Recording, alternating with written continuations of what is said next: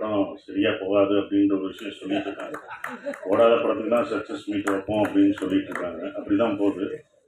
அது ஏன்னா ஒரு பயம், தோல்வினாலே எல்லாருக்கும் ஒரு பயம் இருக்கும். தோல்வியை ஒத்துக்க மாட்டுறாங்க.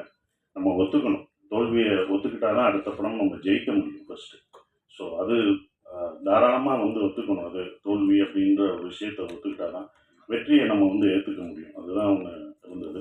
ஸோ அப்போ நன்றின்னு மாற்றிட்டாங்கன்னு நினைக்கிறேன். அது ரொம்ப சந்தோஷமாக இருந்தது. ஒரு தோல்விக்கு ஒரு காரணம் தான் நம்ம சொல்லுவோம். ஒரு தோல்வி, இந்த படம் தோல்வி இருந்தால் இதான் காரணம் அப்படின்னு சொல்லிடுவோம். ஆனால் வெற்றிக்கு பல காரணங்கள் சொல்லுவோம். ஸோ இதனால் ஓடிச்சு, இவர்னால, இவங்க இருந்தாங்க இப்போ அப்படின்ற மாதிரி ஒரு காரணம் சொல்லுவாங்க. அது மாதிரி தான் இந்த படத்துக்கு, கருடன் படத்துக்கு வெற்றிக்கு நிறைய காரணம் சொன்னாங்க.